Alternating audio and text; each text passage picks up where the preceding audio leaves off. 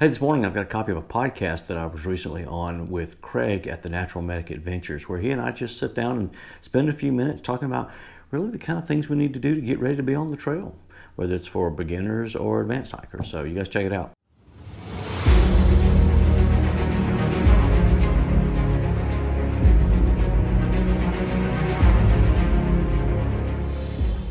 Hey, welcome everybody. This is Craig from the Natural Medic Adventures. I've got Ray here from the Texas Survival School and Hike-ALOT. He is joining us this week. We definitely appreciate him being here, and we're going to talk for the next little bit about kind of getting prepared for outdoor adventures. We're not really picking anything in particular. You know, he and I probably have pretty similar adventures that we do, hiking, backpacking, that kind of stuff. I might be doing some different things that he doesn't do, but he maybe does do some things that I don't do as much. So, but anyway, we're just kind of trying to get you a baseline for, you know, how to prepare yourself and what types of things, you need to be ready for when you get out there enjoying the outdoors. Whether you're a beginner, an intermediate, or an expert, I think there's something you'll definitely learn here. So thanks for joining. You can ask us questions. I can answer those. We'll answer those as we get to them if we have time. Otherwise, we'll do it at the end. So I've got a list of questions over here. See me looking on the other screen here. That's where the questions are. So Ray, welcome. Thanks for doing this again. And I've read your bio. I know you. You don't live that far from me, about 45 minutes or so. But kind of tell the audience kind of a little background about yourself and what got you into this. This whole. Absolutely. Yeah. Go ahead. Yep, absolutely. And thanks, Craig, for having me on here. This will be an interesting little afternoon for us all here. So, like I said, I'm Ray McKee. I've been in the Dallas-Fort Worth market now for about 12 years. I've spent the bulk of the last 25 years or so in larger metropolitan areas, but I grew up out in the sticks, and we do intros at my survival school, and I always joke that I was raised feral. I wasn't. I was dangerously close to being feral. We lived in one of the larger counties with one of the smaller populations back in South Carolina, and so spent the bulk of my time, as a kid out in the woods. It was, hunting and fishing and just tromping through the woods and, floating rivers in canoes and, just kind of being a typical boy, doing as much as you could to stay out of trouble. But I moved into the cities, figured out pretty fast that it was claustrophobic for me. I moved into the cities for my actual job. But nature was kind of always my escape. That was my quiet place. And so I was always running for an avenue to get back out into somewhere. And shortly after I moved to Dallas, I stumbled on the survival school, as Texas Survival School. That's been, I moved here in 12. So I've been with them now. School's 10 years old, so I've been with them now for about 9.5 years. So I was here for a couple years before I found it, not too terribly long. But it happened to be close to the house and went out for a class and loved it, and quite honestly just never left. And at this point, I co-own it with the original founder of the school. And then we constantly had, it was kind of a mixed bag of folks that would come through the classes. We'd get hunters and fishers and, backpackers that got lost. We'd get the Boy Scouts. We'd get the preppers. We would get the honey, you're going to die if you get lost in the woods, or so you're going to go take this class. Or you get the moms and dads bringing their kids out because the kids love watching Naked and Afraid or Alone or something like that.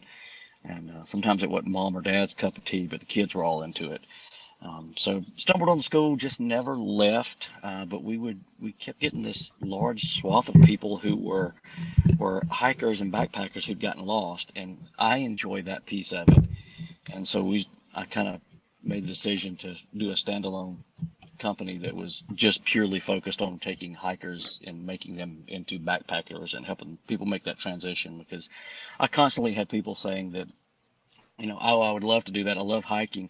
I'm just not comfortable making the leap to overnight backpacking. So I tried to give them an outlet to make that transition too. But I do less of the hunting, fishing stuff now. At some point, I guess probably about 10 or 12 years ago, I figured out that more often than not, it wasn't the actual act of hunting that I was enjoying. It was just the being out in nature and enjoying the peace and tranquility of it.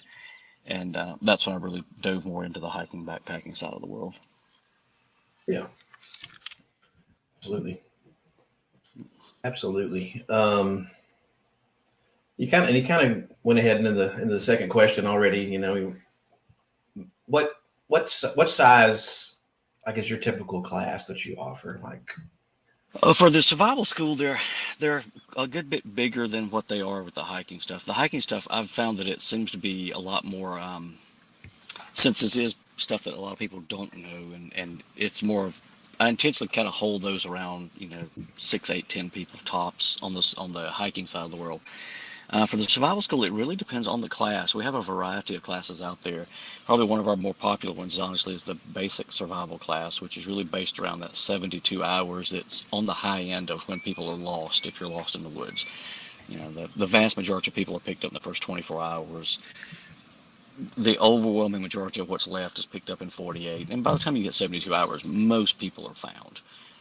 So that first class is really sort of based around, that keeping you hydrated, keeping you warm, some situationally appropriate first aid. There's some land navigation, some signaling, sheltering, that type of thing. Just the basic blocking and tackling. And that runs from like a Friday through a Sunday. Those classes are much bigger. Those typically run anywhere from probably 40 to 60 people.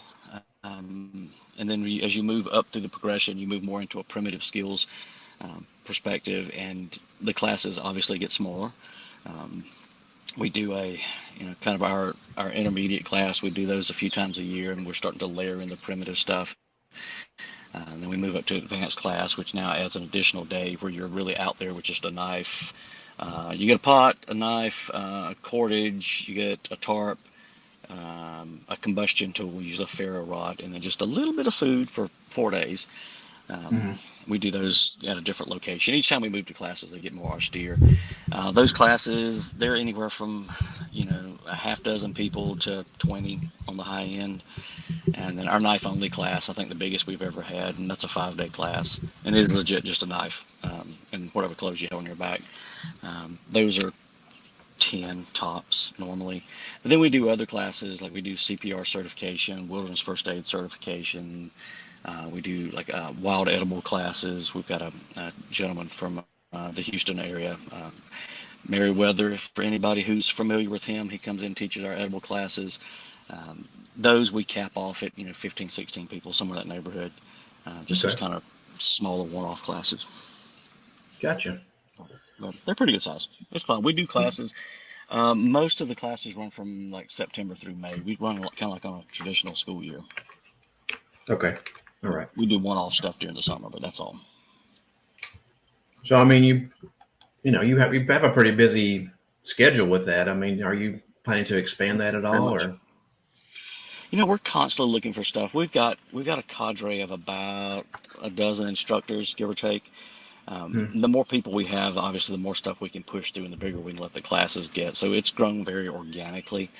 We're constantly looking for new content to add for people, and a lot of that's it's a result of students saying, "Oh, I would love to know more about this." We've made an attempt over the last year and a half. I always try to pick a different avenue to focus on from one year to the next. Last year, we intentionally started layering in. Well, we layered it in this year. We did all the prep work last year as far as getting ready to do like the CPR, the wilderness first aid certifications, and stop the bleed and all that fun stuff. But then this year we went in with, we added like a campfire cooking class. We added fishing classes. So we're always trying to like broaden. We added a weekend-long land navigation class too, which people had been clamoring for the longest time. And that was an awesome class. So we're constantly broadening the breadth of the classes. We don't do those as often. We base it entirely on demand. But then we're also, we're kind of so we're based out of the DFW market, but all of our classes, as you move through them, it's always a different location, and everything's kind of gone from here north. So we do classes here in DFW, and then we do a handful of classes up in the Oklahoma area on some of our more advanced classes. But we did kind of just lock down a spot in the Texas Hill Country that We'll probably be announcing and making public here in the next. I think we're back down there doing some prep work in end of July, so we'll start doing classes out there in the fall. Okay. We finally gotten big enough now. We pull enough people from down there. We've gotten big enough as far as the number of instructors that we can try to run 2 locations in parallel. Right. That's good. That's good. That's a good good expansion there. So with that in mind, I mean, you're following the school year thing. So, during the summer, as most of us, the kids are out during the summertime, or, depending on some person's job, they might have more time in the summer. But of course, for those of us in the South, especially, in Texas, Oklahoma, and Arkansas, Louisiana, et cetera, the Southern U.S., that's when the weather is starting to get uncomfortable. It's getting very much so. Yeah. So what kind of tips can you offer quickly, just for those of us that are, that because of, whatever reason we're having to start, let's say Memorial Day weekend is like our first time, to get out there and experience outdoor adventure. What would you say? Absolutely. Everyone sort of gets sucked into this. There's this, at least on the survival side, there's this rule of threes that everyone sort of always preaches, and it's the 3 minutes without air, the 3 days without water, the 3 weeks without food. I'll be honest, the 3 days without water in Texas is garbage during the summer. You may physically be alive at the end of day 3, but you're not really functional at the end of day 1. If you've never actually, been admitted to the hospital for dehydration, you probably don't know what real dehydration is yet. And it's a very real thing. So for me, water's king. Obviously, you want to minimize as much of the exposure to the shade and to the sun as you can. I go hiking still during the summer. I'm out a lot. I start at the crack of dawn, if not earlier, and I try to be done by lunchtime. So all of my activities, I'll start super early and wrap up early, and then I just sort of go in hibernation during the afternoons, and I may pop back up and do more stuff in the evenings. But for me, it's all about getting it done as early as possible. We've always flirted with doing classes during the summer at the survival school, and while we're out, even though we're not doing classes, we're constantly out in it. Like I said, we're going down to the hill country at the end of July, and we'll be out there for 4 days. Sure. So we're constantly out in it doing it, but we're just pounding water. And that's always been our downfall with doing classes during the summer months, because theoretically, most of the students are adults. They should be able to be responsible enough to drink enough water. And anytime we've ever done classes, you'll see people that are getting behind the hydration 8 ball, and they're just not catching up. And you start telling people, hey, you need to be drinking more. You're clearly getting dehydrated. No, I'm drinking. I promise I'm hydrated. And it's a Mountain Dew, or it's a Red Bull, or it's not the stuff we need to be putting in our stomachs. Yeah. And that's honestly, that's the biggest thing. Minimize the exposure during the hottest parts of the day. Ease yourself into it, get acclimated to. Don't decide that I'm going to go from having been sitting on the couch for the last 9 months to I'm going to go hike down the Grand Canyon. Ease yourself into it, build yourself up to it. But for me, it's water.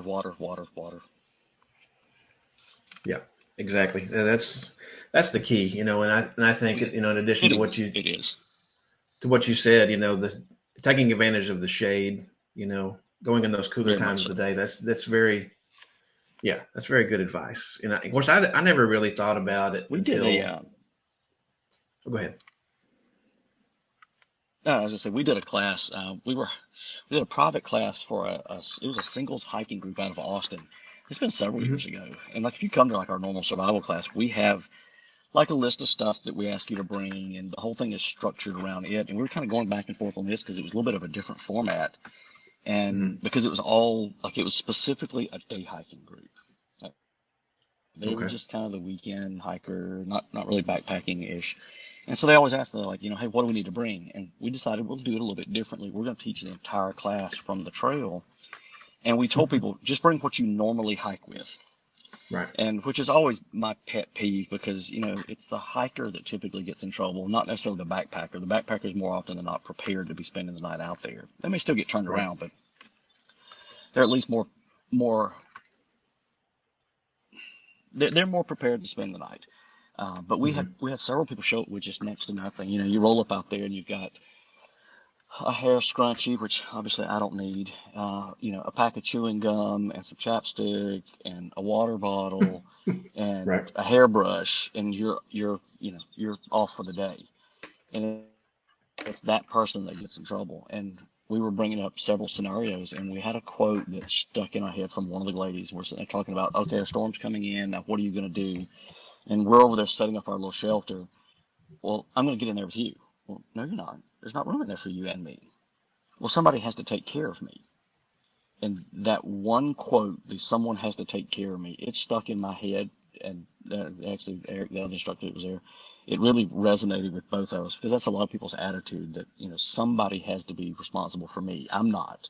So someone else has to take care of me. And that's something we always constantly reiterate with people is, when we go out, we just need to be prepared to take care of us and ourselves and those people that are with us. If I take Right. my wife and son out, I expect them to be prepared for themselves, but I prepare for them as well.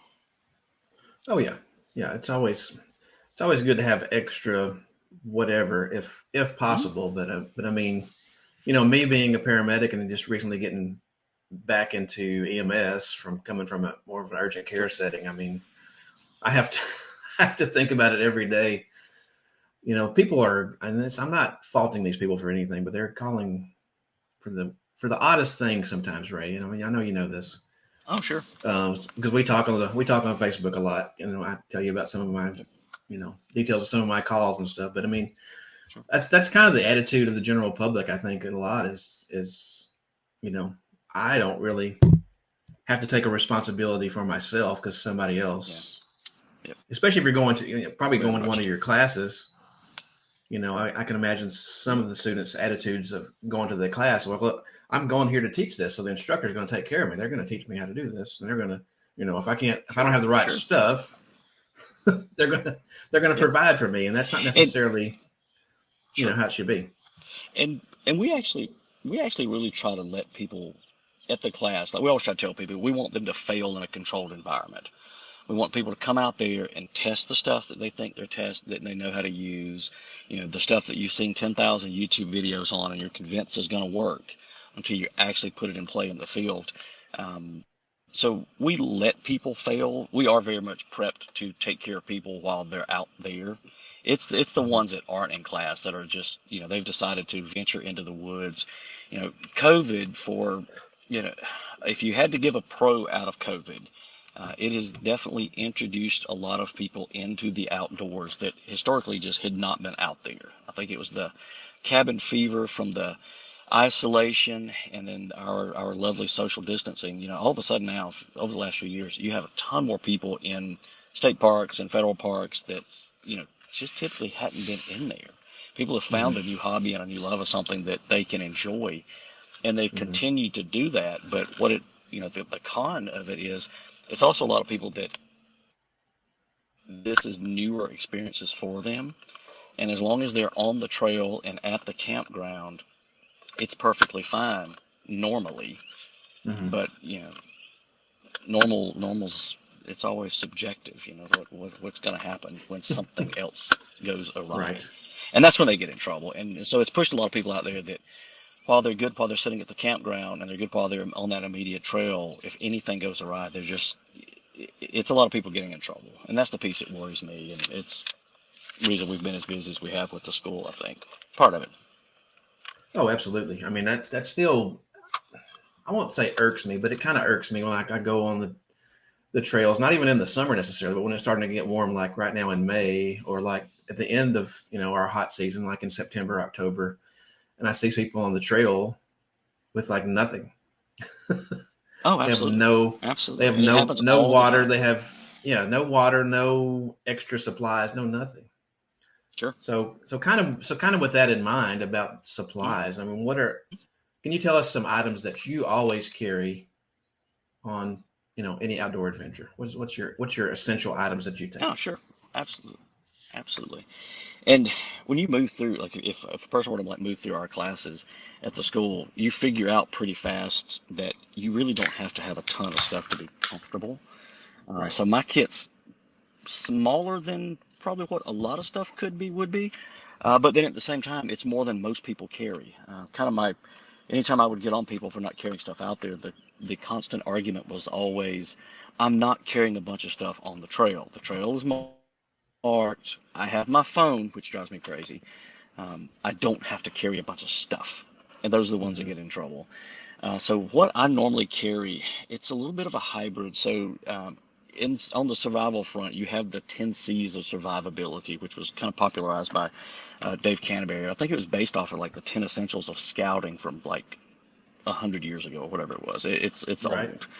Yeah. And he kind of modified it and commercialized it and marketed it really well. But it's sort of a hybrid between it and then the 10 essentials of hiking that you can kind of pick up everywhere. So it's kind of an amalgamation between the two. Without fail, I never leave the house to go out in the woods without a real compass. And by a real compass, I mean something that's not on a keychain and not on a carabiner. It has actual degrees Sure. on it that I can shoot like a true azimuth bearing Right. and know exactly that I'm going that direction. I'm always out there with a water filter. I've always got a simple way to make fire. I have some kind of cover. A lot of times it's just a poncho, but it's still something that I can make a small shelter and get underneath.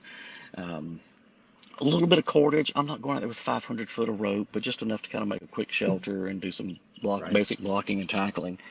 And then some kind of water container if I need that in conjunction with my filtering system. A little bit of first aid. I'm not like hauling out on backpacking trips or hiking trips like a massive IFAC or something, but I carry enough to cover all of the bases because it drives me crazy. You see like the thru hikers like, oh, what's in your first aid kit? Well, I have moleskin and 3 ibuprofen. Okay, that to me is not first aid. But so it's a little bit of a hodgepodge of everything. I can say that I can sleep and live very comfortably. I call it my tiny big kit. It's just a little drop leg bag that's about the size of a softball, and everything fits in it. It has a little metal cup in there that I can boil water in. There's a water filter in there. There's a collapsible water bag. There's a little fire kit in there. There's a poncho on it. It's got a lot in there. And it's enough, like, so normally during the summer, that's what I use. When it gets wintertime, because I want to add extra layers of clothing, I'll move the gear out of it and into just like a backpack so that I can throw in like a puffy and a hat and gloves and all that fun stuff. But it's mostly Right. then just about adding layers. There's a little Sure. emergency blanket in there, but just a normal blocking and tackling. Yeah. Yeah. We don't, in the South here, we don't really need layers during the summertime. Maybe a rain No. jacket would probably be plenty. Yeah. If it gets a little cool, we can Yeah. throw a rain jacket on. We got a little reflective, Sure. body heat Sure. there. Not a big deal, but Yep. yeah, definitely I in always the, I always tell people here in Texas we don't Mhm. have seasons. We have summer and not summer. Yeah. And so Exactly. it just it's all just That's varying degrees of warm. right. Right. That's exactly true. When we do have those, those few days, maybe in the late fall, winter months, like, I think you and I were planning on going to Oklahoma Sure. back in Sure. around Thanksgiving time, and it like had to a kind of a weird freeze where it was technically in Oklahoma, but it's right across the border from Texas, so we'll call it Texas as well. Sure. This whole area had a big freeze, around Christmas, Thanksgiving time last year, and so that was kind of unusual. But yeah, normally we don't need all that stuff, during the majority of the year. No. And those cold times, that's always my favorite time to go. I love the Me cold too. weather sleeping and the cold weather hiking, and I did Eagle Rock up in Arkansas. I guess it was last year January, so January 22, and I think it was Mhm. high teens, low 20s at night. During the day, it got up to just above freezing. It was perfect. I had just an absolute ball out there. Yeah. That's the time I enjoy going. Yeah, I think that was right after I went. That's like maybe the first time we started talking on one of the Facebook Yeah. groups, I think. Somewhere in that neighborhood. Because I had gone in December, like on Christmas weekend in 2021, Yeah. and it was an interesting trip for sure. Yep, without a doubt.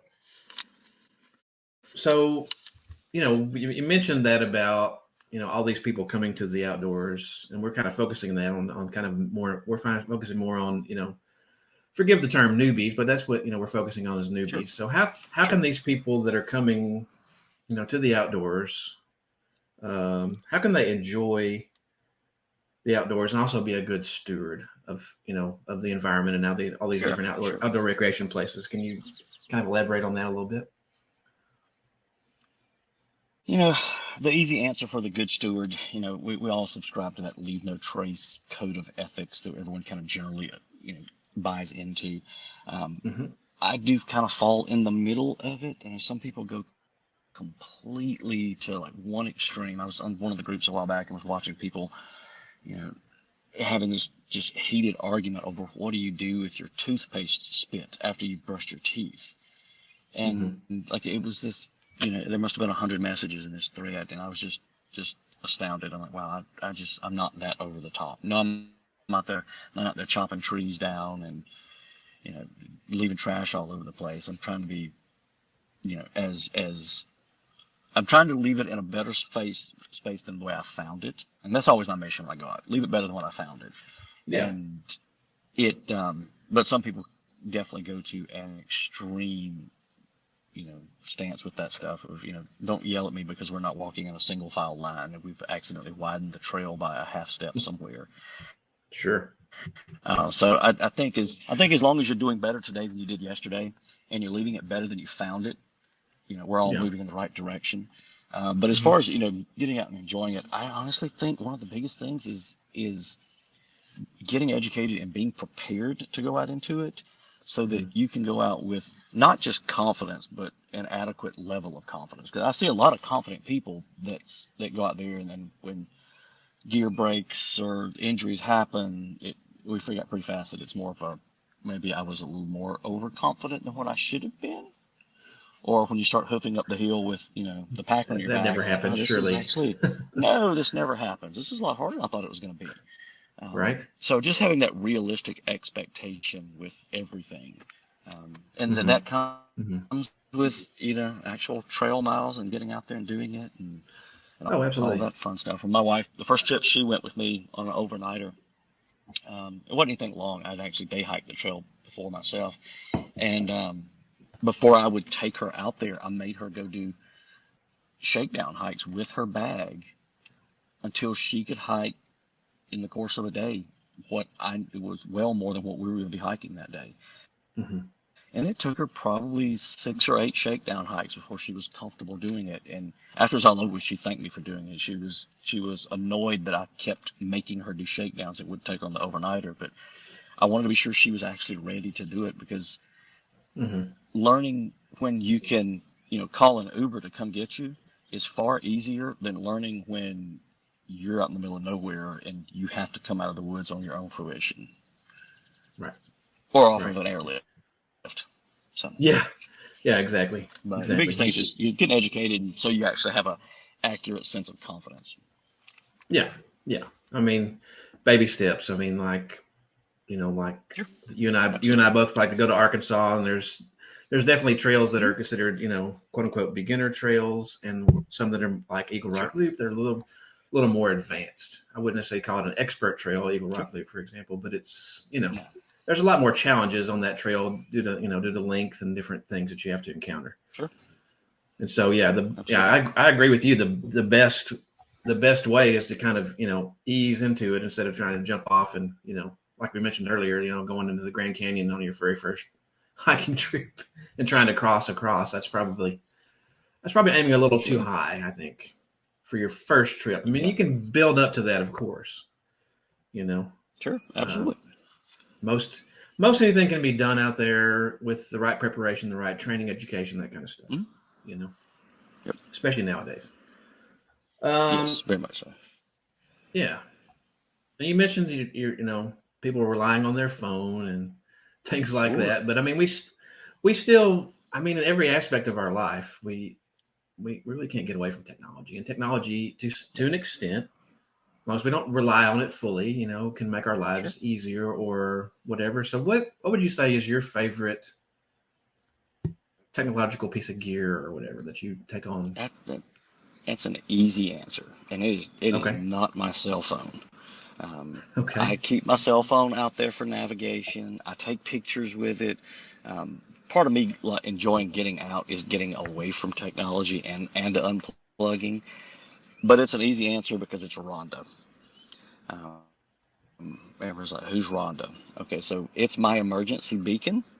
Okay. Um, because I do so many trips out where I'm not around a phone signal, and just the amount of, because my wife can see exactly where I am, the amount of mental peace that it has given her that Hmm. I'm not dead has made it far easier for me to take more trips. There'd be a lot of time I'd get in the car on Sunday night and start heading back to the house, and you finally get a signal and call and say, "Well, I'm glad you're not dead." So the anxiety that having that beacon and her being able to see the breadcrumb droppings, um, it's just tenfold. I would pay 10 times what I do for it just for her having that peace of mind. And I joke Right. that it's Rhonda because when we set it up in the application, because it sends text messages and emails, you can name it. Hmm. And so in my head, I'm like, if I have to push the button, I need help. So it's help me, Rhonda. So when the Oh, wow. emails come out, the text Okay. messages come out, they all say from Rhonda. And the Okay. first time one of the notifications went to my mom, she's like, "Who's Rhonda?" Don't worry Right. about it; it'll be fine. Right. Yeah, so for me, it's Rhonda easily. And is that one of the Garmin InReach devices, or which one do you? It's it it is. I actually carry the Spot Gen 4 because Okay. for me, That's I right. wasn't necessarily concerned with the two-way communication. I Okay. just wanted her to be Sure. able to see where I was, and if I absolutely had to need help, just push the button and let it ride. It wasn't.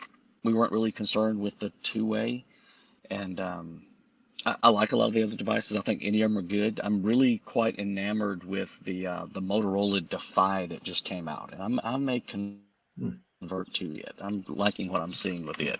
I think they just released it at the beginning of May. Okay. It's pretty slick. I haven't picked one up yet, but I might move to it. Okay. They have a Defy that's the phone, but then they have a Defy that's a dongle that just Bluetooths over to your phone. It looks like a little key Hmm. fob. It basically Okay. makes your phone a sat phone, which is really slick. So I'm Uh-oh. It's like we lost him. Uh-oh. Anyway, yeah. Just carrying on with that, I'll grab my device that I use. My favorite piece of technology.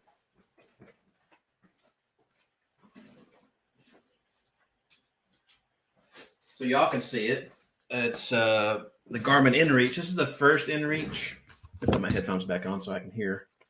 In case it does come back on. Um, the Garmin InReach device here. Probably can't see it because I got the screen blurred. Let me see if I can unblur the screen here. Okay. Pardon my mess behind me. Okay. So Garmin InReach right here. This device, basically it's kind of like a satellite phone in a way. It doesn't make phone calls, but it does send two-way communication. You have to subscribe to it just like you would any other communications device. You have to be on a plan that allows you to send so many messages or what have you. This is the one that I use, and I like it. He uses a different one, and that's okay. Well, anyway, let's keep rolling through the questions here that I had for him. So a place that I um, haven't gone to yet that I would like to go to, and that would be Isle Royale.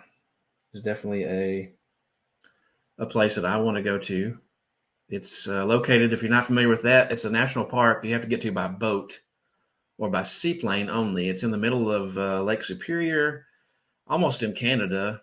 And it kind of has, because of its isolation, it has its own little ecosystem, and you can get out there. Oh, there he goes. He's back. Looks like.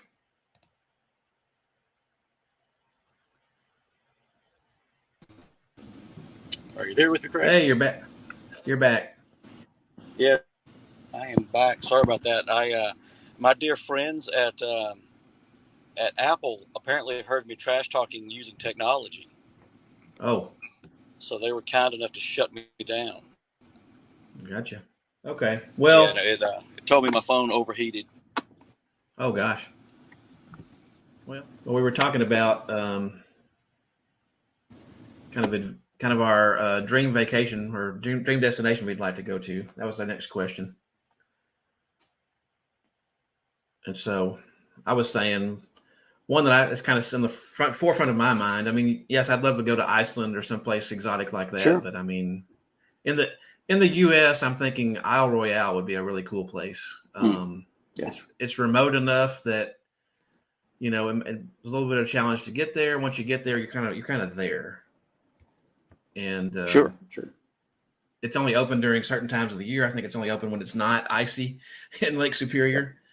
And it's so isolated that it has its own like unique ecosystem. So that's really would be a cool thing to check out.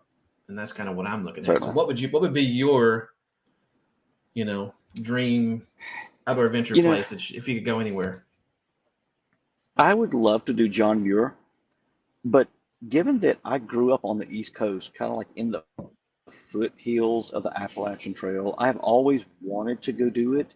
I've never felt like I could take 5 or 6 months off of life and commitments and all that fun stuff to go do it. So kind of in the back of my head, I'm like, maybe it's a retirement trip one day, right? Or when the kid gets out of college or off to college, maybe I'll venture out. But that one's kind of always been there. I've kicked myself for when I lived there not taking it in,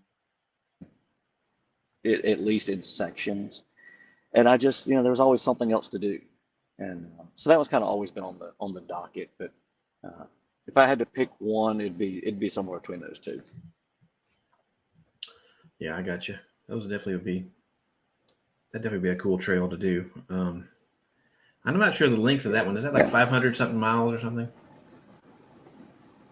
The Appalachian Trail? Oh, you said I thought you said the John Muir. I'm sorry. Yeah, well, no, that was the first one I threw out there, but it would be somewhere between the two of them. I see. The I see. AT and I see. John Muir. Okay. Yeah. Well, you could definitely get Muir done pretty quickly, but because it's not that long. But it is just gorgeous up there, that area of the country. Oh yeah. Well, you came from the Carolinas, so you were relatively close. Have you ever been on the Appalachian Trail and done any of it? Very little, and that's what I've always kicked myself for not taking more opportunities to go enjoy it.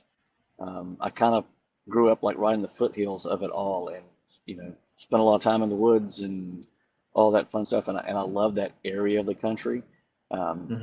It's just I never unplugged enough from life to actually go out and spend substantial time on it, and it's always been a regret.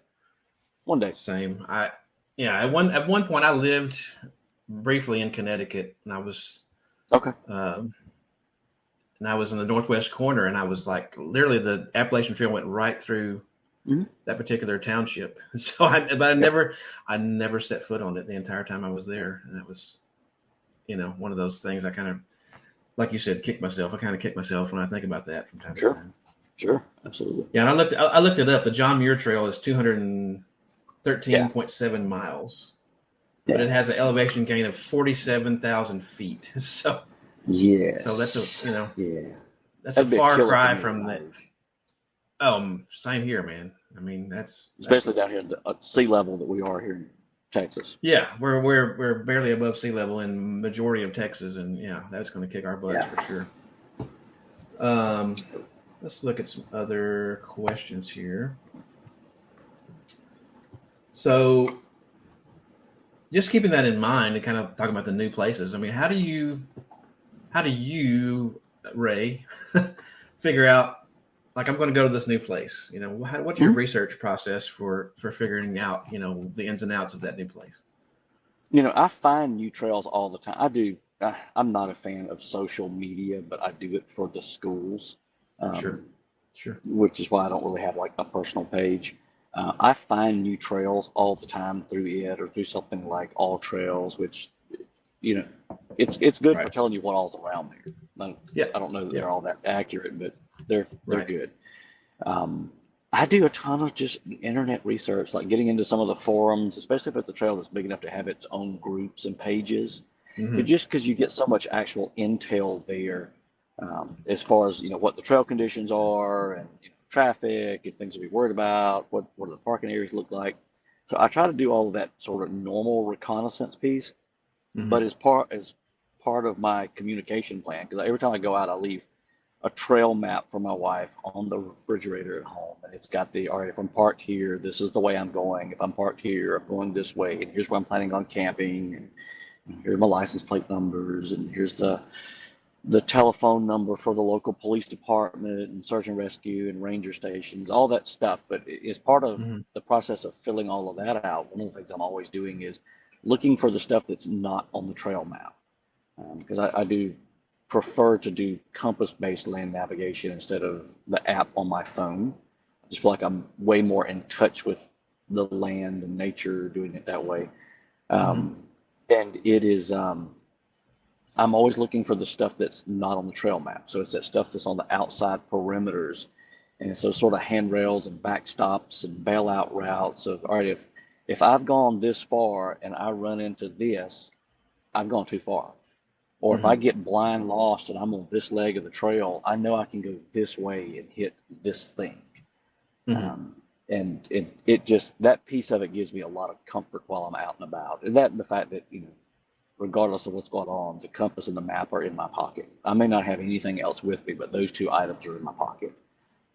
Yeah. Because what I don't want to do is, step off the trail to go to the restroom or something and then be the statistic that they're out there looking for. Right.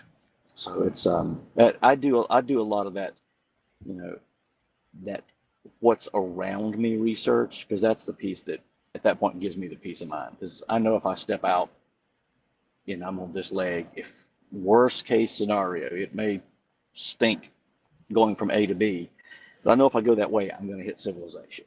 Mm-hmm. And that's usually my biggest concern when I'm researching the area. Yeah, I got you.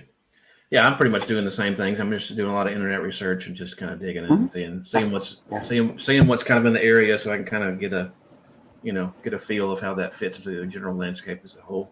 Yep, absolutely. And with that in mind, I mean, what would you say right now is your favorite trail or area to go to as far as hiking goes? Growing up in kind of the foothills in the Carolinas, I love the Ouachitas here. That kind of, through Arkansas and Oklahoma, they're both close enough to be pretty easily accessible from North Texas. And Right. to me, it's the first place that I've found that feels like what I grew up in, as far as like the way it looks and, the animals and the plants and the topography. Like, to me, it always looks like home. Right. So, and being able to sneak off in there in a 4 or 5 hour drive and be right in the throes of it all, for me, it's just perfect. Yeah. So I try to sneak off up there as much as I can.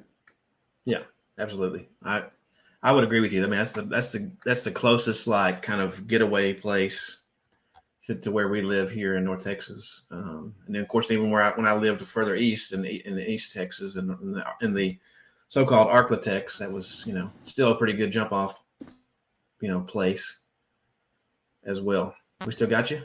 We lose you. So controversial question: tent versus hammock. What is best? That's funny. So I'll be honest, I'm not a tent camper. Yeah. I will hammock a lot during the summer. I love the hammock. I have a bridge hammock, so I lay flat, get plenty of air circulation. It's the cooler way for me to do it during the summer. Wintertime, I'm pretty much just a tarp.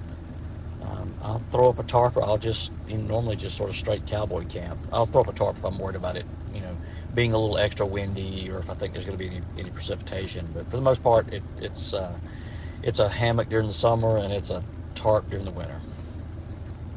Okay. But I will sleep in a tent if my wife carries it. Hey, there you go. That's fair. Yeah, I feel I'm the opposite. I just haven't had a whole lot of experience with hammocks. I mean, I tried last time I attempted the Eagle Rock Loop and I got ill on it. I had probably the wrong size hammock. It was a little too short. Well, per Texas DPS, I'm 6'2". I don't think I'm quite 6'2", but I'm a little bit tall for that hammock, and it just wasn't comfortable. I didn't bring enough cover, and etc. So I'm not gonna give it up. But I'm still gonna try. Yeah, yeah. They take some getting used to. I mean, the nice thing I guess about a tent is that the fact you can set it up, put your bedding out, and you're good to go for the most part. Sure. It's simple. Sure. It's simple. And I think hammocking, like you said, requires a little bit more finesse as far as how you're, you know, got to be a little bit more careful about how you do things. Yeah, I love the fact that it doesn't matter what the ground looks like when I set it up, though. Yeah, you can definitely get in some really interesting places really easily that a tent would never go in. And I know you teach a survival class, so people. We're not going to talk about Rambo knives, but I'm thinking like commercial kits. Like I have a commercial kit down here. Let me show you. I just picked up because I just think they're neat. Like I've got just like the Bear Grylls, survival kit. Is this thing worth having, or is it worth anything in your opinion? It depends on what you paid for it, man. Depends on what you paid for it. I think I paid like $20 for it. Okay.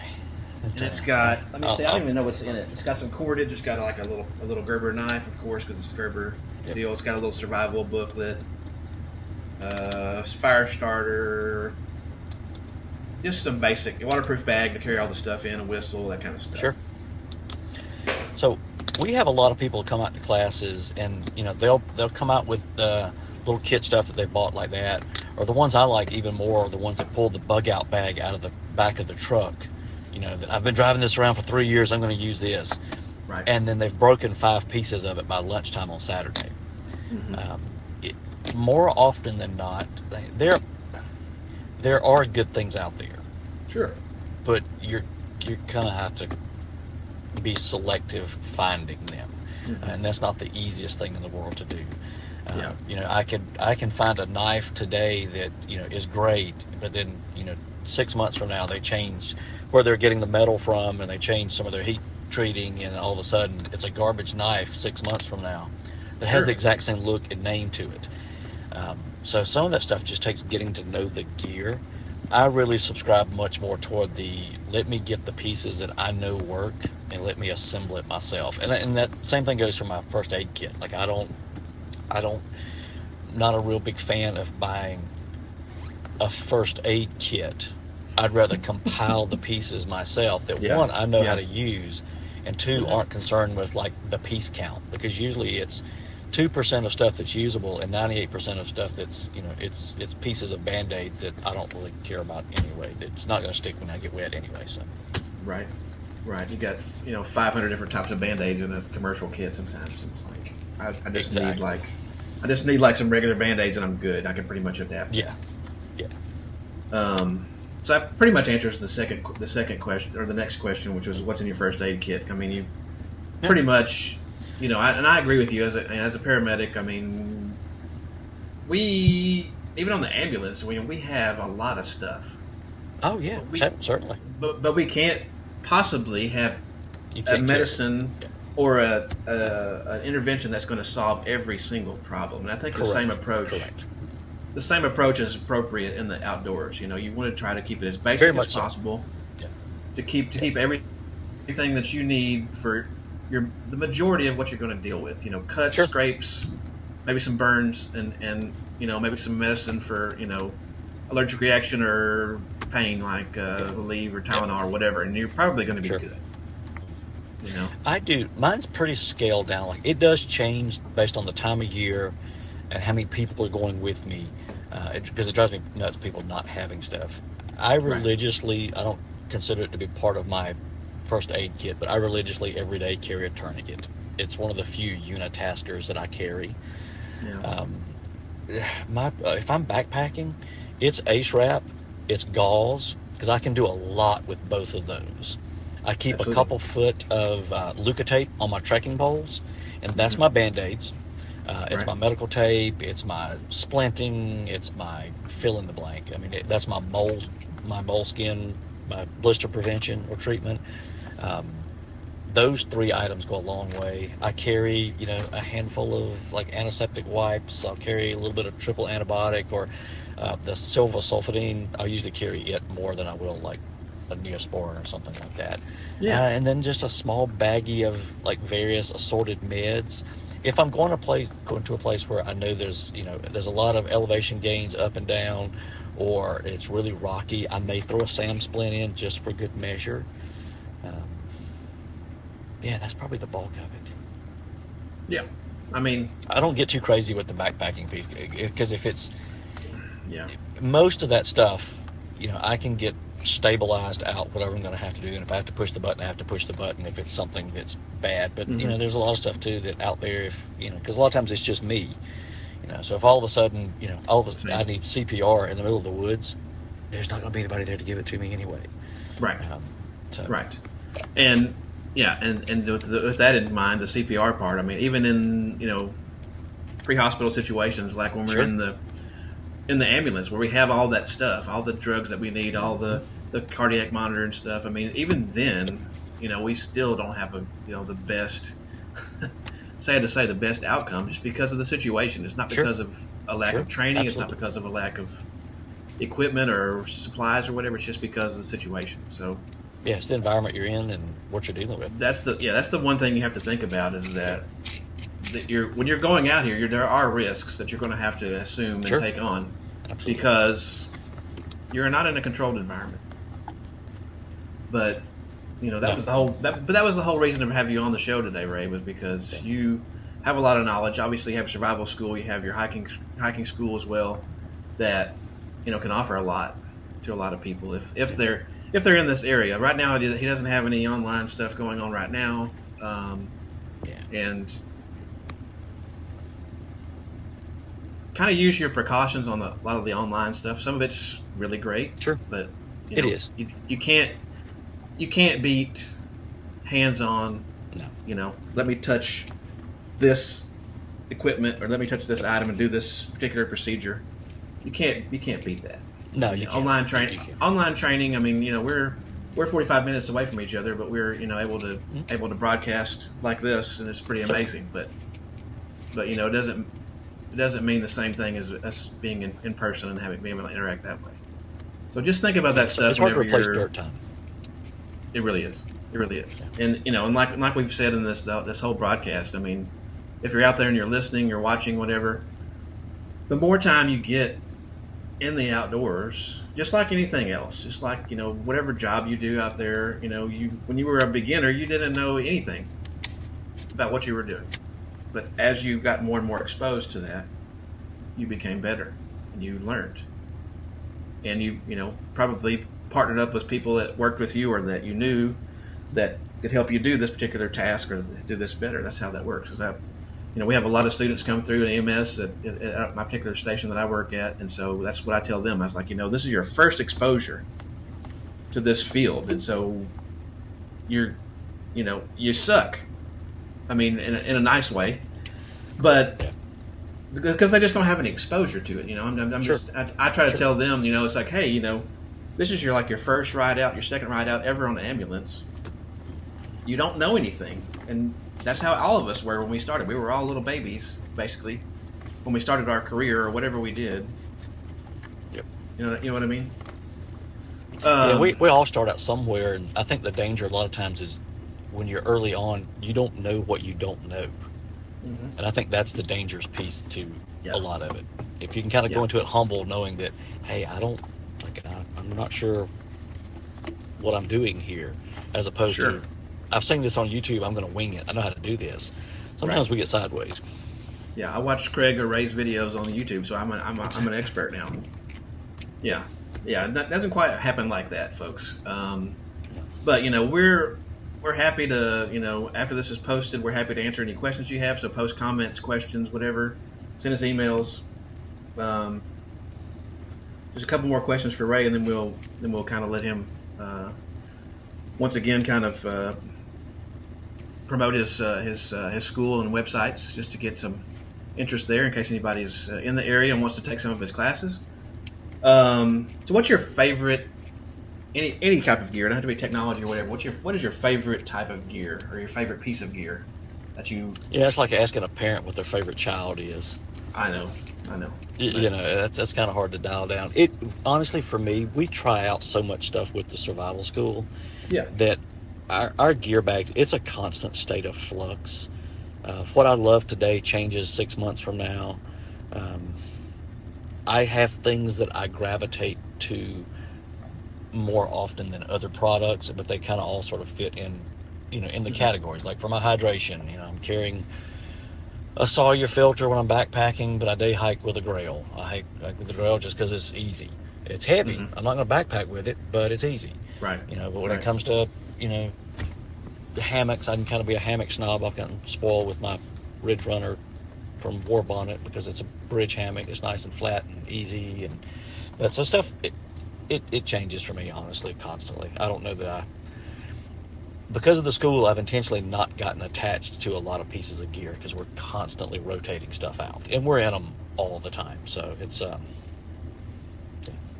state of flux. Sure. I like my favorite piece of gear is the next piece of gear. There you go. That's a good answer. I put a link to the Hike-ALOT, which is like your main YouTube, down in the description of this video, so you can check that out and go to check out his videos. He puts out a lot more content than I do because he has more time that he's able to do that. However, I figured that he's figured that out. I don't know. He's working full time and running these 2 other things. So your time management is just Craig, much better than me. Well, I just give up on sleep. Oh well. Give up on Sometimes sleep. I do. I'm thoroughly as well. disappointed. I'm thoroughly disappointed because I didn't get a single question about. Don't you know that's not how you spell a lot in Hike-ALOT? No, right. I was fully expecting that one. Everyone seems to always miss that it's an abbreviation for Arkansas, Louisiana. Well, I Texas. already knew that, but I mean, it is a good question, a good thing to point out. If you're wondering, audience out there, it is spelled a lot because it's Arkansas, Louisiana, Oklahoma, and Texas. So, which is where we focus a lot of the clientele for for this area for him. But anyway, thanks so much, Ray, for being on here. We appreciate you coming on and talking to the audience about getting prepared. And Okay, guys, hopefully you found that beneficial and picked up a nugget or two you can use while you're out on the trail. You guys go check out Craig's channel. It's the Natural Medic Adventures. He's a good dude. He's been doing this for a good bit longer than what I have, at least. And he's got some good content out there, so you guys swing by and check him out. And as always, if you're out there on the trail right now watching this, just remember, left foot, right foot, repeat. We'll see you the next time.